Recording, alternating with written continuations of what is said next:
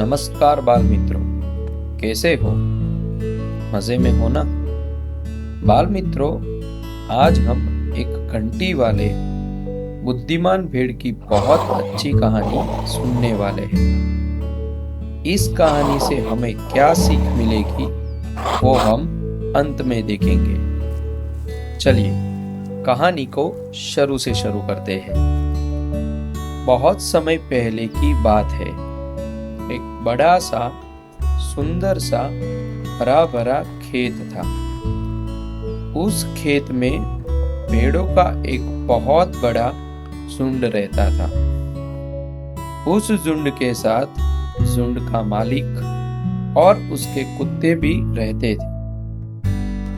सभी भेड़ अपने मालिक के साथ खेत में रहते थे, रोज हरी मीठी घास खाते थे और वहां पे ही सो जाते थे। उस झुंड में तरह तरह के भेड़ थे, कोई बड़ा तो कोई छोटा, कोई मोटा तो कोई पतला। उन सभी भेड़ के बीच एक प्यारा सा छोटा सा भेड़ भी था, जो बहुत ही सीधा साधा और शांत स्वभाव का था। ये भेड़ बाकी भेड़ से थोड़ा अलग था। उस नन्हे से भेड़ की गर्दन में एक बहुत ही प्यारी और छोटी सी घंटी बंधी रहती थी, जो चलते समय मधुर आवाज करती थी। इस घंटी की मधुर आवाज मालिक और कुत्तों को बहुत पसंद थी और वो भेड़ भी बहुत पसंद था। वो उसको कभी अकेला नहीं छोड़ते थे। एक दिन की बात है, दोपहर का समय था। सूरज तेज चमक रहा था और मौसम भी बिल्कुल साफ था।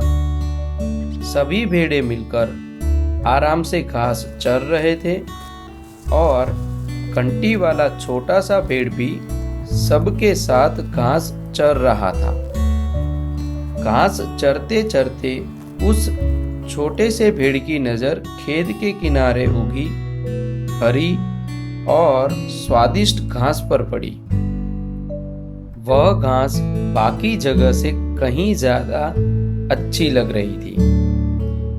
भेड़ों का मालिक और उसके कुत्ते दोपहर का समय था तो आराम कर रहे थे, इसलिए उसकी नजर इस नन्हे भेड़ पर थी नहीं और वो छोटा भेड़ थोड़ा लालच में आ गया और वह भेड़ धीरे धीरे उस हरी घास की ओर आगे बढ़ने लगा।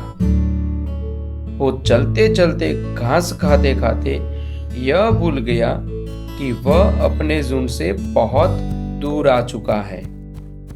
चारों ओर सन्नाटा था, लेकिन उसे इस बात का एहसास नहीं हुआ। उसकी आंखों में तो सिर्फ वो हरी स्वादिष्ट घास ही दिख रही थी। आखिरकार चलते चलते वो उस हरी स्वादिष्ट घास तक पहुंच गया और मजे से बेफिक्र होके घास खाने में मग्न हो गया। अब उसके साथी भेड़ उससे बहुत दूर थे और उसके मालिक और कुत्ते भी।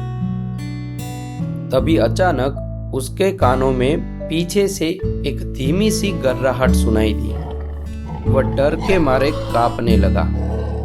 उसको पीछे मुड़कर देखना था कि ये किस चीज की आवाज है। उसको बहुत डर लग रहा था। आखिरकार उसने हिम्मत जुटाई और पीछे मुड़कर देखा।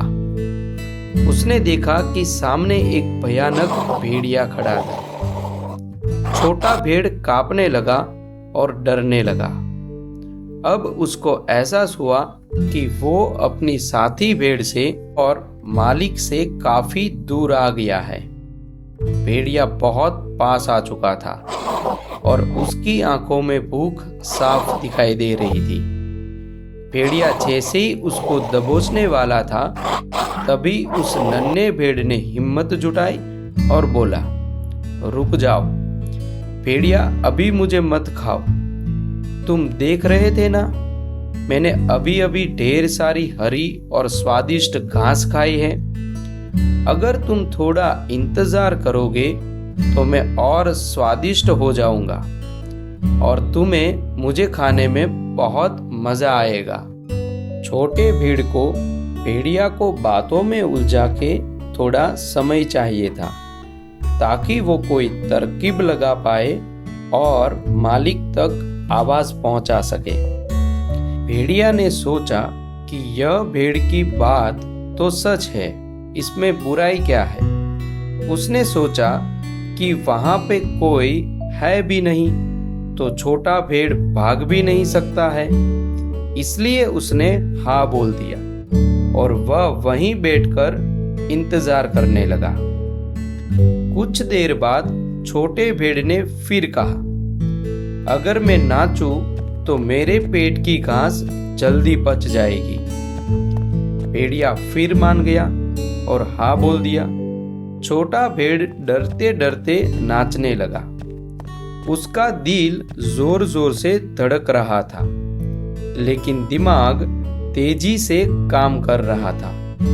वो सोच रहा था कि किसी तरह समय निकालना है।